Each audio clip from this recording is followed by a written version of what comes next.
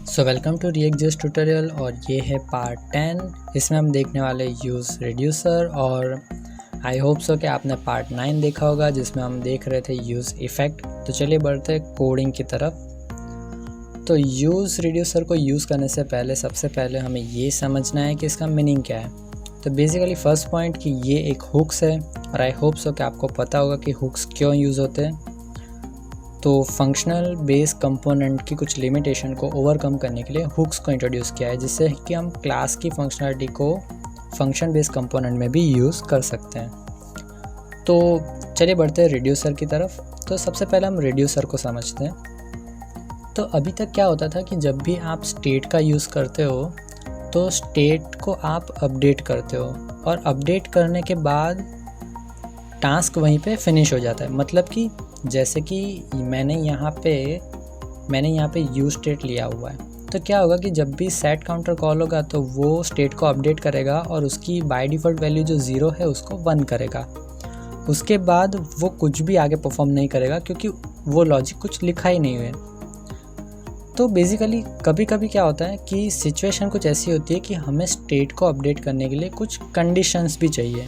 जैसे कि अगर 1 है तो ये अपडेट करो, अगर 2 है तो ये अपडेट करो, या फिर सिंपल अगर लैंग्वेज में मैं समझाऊँ तो जब हमें स्टेट अपडेट करने के बाद कुछ एक्स्ट्रा टास्क भी परफॉर्म करना होता है तब हम यूज़ करते हैं यूज़ रिड्यूसर का। और एक रियल वर्ल्ड एग्जांपल की बात की जाए तो जैसे कि आप किसी भी ऑनलाइन वेबसाइट से कुछ प्रोडक्ट परचेस करते हो, तो परचेस करने के बाद वो आपको मेल करते हैं, टेक्स्ट मैसेज भी करते हैं। तो मतलब कि परचेस की प्रोसेस कंप्लीट होने के बाद भी वो लोग कुछ एक्स्ट्रा टास्क परफॉर्म कर रहे हैं आपको इन्फॉर्म करने के लिए कि आपने ये प्रोडक्ट परचेस की हुई है। इसी तरह जब आप स्टेट को भी अपडेट करते हो तो कभी कभी ऐसी सिचुएशन होती है कि आपको अपडेट करने के बाद भी कुछ चीज़ें परफॉर्म करना पड़ती है। तो जो फ़िलहाल जो आप यूज स्टेट का यूज़ करते हो या फिर दिस डॉट स्टेट का यूज़ करते हो उसमें वो फंक्शनलिटी अवेलेबल नहीं है। तो बेसिकली इसीलिए इंट्रोड्यूस किया गया है यूज़ रिड्यूसर। तो जब आप रिड्यूसर का यूज़ करोगे तब क्या होगा कि स्टेट के साथ आपको एक कॉल बैक फंक्शन भी मिलेगा। तो वो कॉल बैक फंक्शन क्या करेगा कि कुछ एक्स्ट्रा टास्क आपके लिए परफॉर्म करेगा। अब एक और एग्जांपल से समझते हैं कि जैसे कि मुझे स्टेट अपडेट करना है लेकिन मुझे ये नहीं पता है कि यूज़र मेल है या फीमेल है। तो मैं डायरेक्टली तो अपने आप से डिसाइड कर नहीं पाऊँगा कि मुझे मेल की कैटेगरी में रखना है या फीमेल की कैटेगरी में रखना है। तो मैं क्या करूँगा कि यूज़र को कुछ सिलेक्शन दूंगा। तो अकॉर्डिंग टू सिलेक्शन मैं क्या करूँगा, स्टेट को अपडेट करूँगा। मतलब कि अगर मेल होगा तो उस हिसाब से अपडेट करूँगा और फीमेल होगा तो उस हिसाब से अपडेट करूँगा। तो इसका मतलब कि यहाँ पे क्या होगा, कंडीशन के बेस पे स्टेट अपडेट होगा। तो जब आपको इसी तरह कुछ कंडीशन के बेस पे स्टेट को अपडेट करना हो या फिर आपको स्टेट अपडेट करने के बाद कुछ एक्स्ट्रा टास्क परफॉर्म करना हो तब आपको यूज़ करना है यूज़ रिड्यूसर। तो चलिए देखते हैं इसकी सिंटैक्स और इसका यूसेज। तो ये वाला कंपोनेंट 2 जो कि मैंने डिलीट नहीं किया था उसका रीज़न यही था कि हम इसको यूज़ करने वाले थे। तो मैं क्या करने वाला हूँ कि पी टैग को अंदर लेने वाला हूँ और यहाँ पे मुझे एक डिवीज़न ऐड करना पड़ेगा क्योंकि मुझे बाकी चीज़ें भी यहाँ पे ऐड करनी है। तो जैसे कि मैंने यहाँ पे पेस्ट कर दिया है और अब मैं एक्चुअली क्या करने वाला हूँ कि कुछ चीज़ें हमें चेंज करना पड़ेगी। तो यहाँ पे मैंने सबसे पहले काउंटर लिया था तो मुझे कुछ लिखना पड़ेगा जैसे कि this is use state counter, और नीचे मैं लिखने वाला हूँ दिस इज़, एक्चुअली मैं यही लाइन कॉपी करने वाला हूँ क्योंकि मुझे यही 2 चीज़ चाहिए नीचे। तो मैं सिंपली कॉपी कर दूँगा और यहाँ पे डेफिनेटली एरर आने वाली है। तो उसके लिए मुझे क्या करना है, अब रिड्यूसर का यूज़ करना है। तो सबसे पहले मुझे रिड्यूसर को इंपोर्ट करना पड़ेगा। तो मैं सिंपली क्या करूँगा, यूज़ रिड्यूसर को इंपोर्ट कर लूँगा और यहाँ पे अब मुझे क्या करना है, सिंटैक्स देखनी है। तो सिंटैक्स आपको ध्यान रखनी है, कांस्टेंट लेना है सबसे पहले, और पहला होगा सेम यूज स्टेट की तरह ही रही है। तो यहाँ पे सबसे पहले होगी गेट मेथड। तो यहाँ पे मैं ले रहा हूँ काउंटर 1। सेकेंड होगी सेटर मेथड, तो मैं यहाँ पे लूँगा सेट काउंटर 1। फिर मुझे यूज़ करना है यूज़ रिड्यूसर और फिर मुझे कॉल बैक फंक्शन प्रोवाइड करना है। तो यहाँ पे कॉल बैक फंक्शन होगा काउंटर रिड्यूसर, क्योंकि मेरे वेरिएबल का नाम है काउंटर और मैं एक रिड्यूसर बना रहा हूँ, रिड्यूसर का एक कॉल बैक फंक्शन बना रहा हूँ, इसीलिए मैं यहाँ पे लिख रहा हूँ काउंटर रिड्यूसर और यहाँ पे इनिशियल वैल्यू जो कि 0 होगी काउंटर की। तो अब इसे समझते हैं कि एग्जैक्टली हमने क्या किया है। पहले थोड़े चेंजेस कर लेते हैं। और यहाँ पे मुझे क्या करना है कि यूज़ स्टेट की जगह पे मुझे लिखना है कि यूज़ रिड्यूसर। और अब मुझे क्या करना पड़ेगा कि ये फंक्शन भी डिज़ाइन करना पड़ेगा, अदरवाइज़ वो एरर थ्रो करेगा। तो मैं एक फ़ंक्शन बनाने वाला हूँ कि काउंटर रिड्यूसर, जहाँ पे 2 पैरामीटर पास करने हैं। एक होगा आपका स्टेट, तो मैंने ये बनाया काउंटर 1 के लिए, इसीलिए यहाँ पे काउंटर 1 पास करूँगा।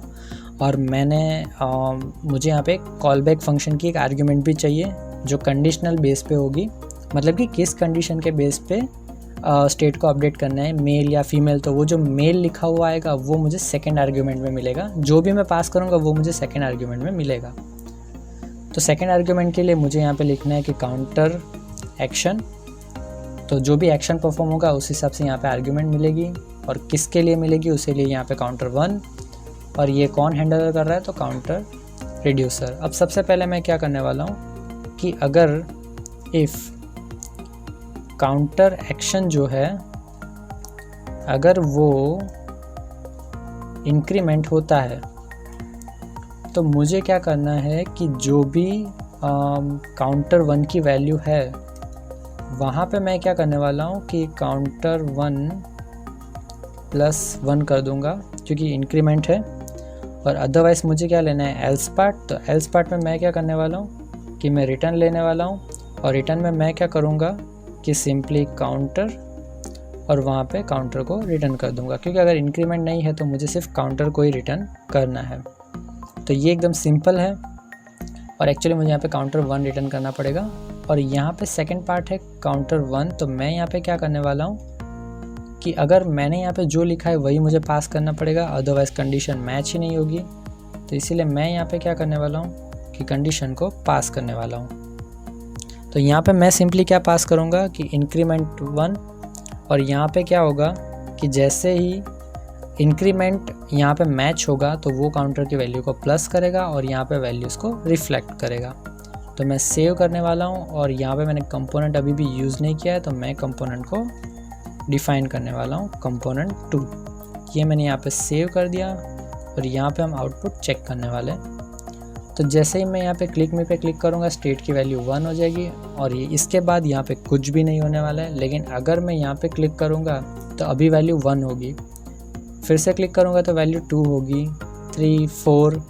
तो ये कंटिन्यूस है, मतलब कि यहाँ पे क्या हो रहा है कि जब तक इंक्रीमेंट उसको मिल रहा है तब तक वैल्यू यहाँ पे इंक्रीमेंट होती रहेगी, मतलब कुछ एक्स्ट्रा टास्क परफॉर्म हो रहा है कंडीशन के बेस पे। अगर यही वैल्यू डिक्रीमेंट होती, अगर यहाँ पे एक और फंक्शन होता, जैसे कि फ़िलहाल यहाँ पे इंक्रीमेंट का फंक्शन है, वैसे ही अगर डिक्रीमेंट होता तो वहाँ पे क्या होता कि वैल्यू को हम डिक्रीमेंट भी करवा सकते थे। तो यहाँ पे क्या होगा कि अगर डिक्रीमेंट है तो मुझे सिंपली क्या करना है कि -1 कर देना है। सेव करते हैं और चेक करते हैं, तो जैसे इंक्रीमेंट पे क्लिक करेंगे वो 1 होगा, मतलब +1 होगा, और डिक्रीमेंट पे माइनस होगा। तो यहाँ पे एक्चुअल में सिचुएशन क्या हो रही है, हम फिर से एक बार समझते हैं कि एग्जैक्टली हमने रिड्यूसर का यूज़ कैसे किया है। सबसे पहले कांस्टेंट, फिर स्टेट के वेरिएबल का नाम, उसकी सेटर मेथड, फिर यूज़ रिड्यूसर कीवर्ड या फिर फंक्शन बोल सकते हो आप, फिर यहाँ पे कॉल बैक फंक्शन और 0। अब एग्जीक्यूशन कैसे होगा, वो जब भी यहाँ पे सेट काउंटर कॉल होगा तो वहाँ पे जो भी आर्ग्यूमेंट पास होगी वो as a call back function जो भी हमारा काउंटर रिड्यूसर है वहाँ पे काउंटर एक्शन में पास होगी, और काउंटर एक्शन के हिसाब से यहाँ पे हम डिसाइड करेंगे कि आपको क्या टास्क परफॉर्म करना है। यहाँ पे मुझे सिंपली एकदम दिखाना था, इसीलिए मैंने इंक्रीमेंट और डिक्रीमेंट वाला किया है, लेकिन अगर यहाँ पे कुछ कॉम्प्लेक्स लॉजिक भी हो सकता है। तो यहाँ पे क्या होगा कि फिर से हमें यहाँ पे क्या करना है, जो भी टास्क हमने परफॉर्म कर दिया उसके बाद हमें क्या करना है, रिटर्न कर देना है, और जो भी रिटर्न होगा वो अपने आप यहाँ पे वैल्यूज़ में अपडेट हो जाएगा और यहाँ पे रिफ्लेक्ट करेगा। तो ये था डिफरेंस सेट यूज स्टेट में और यूज़ रिड्यूसर में।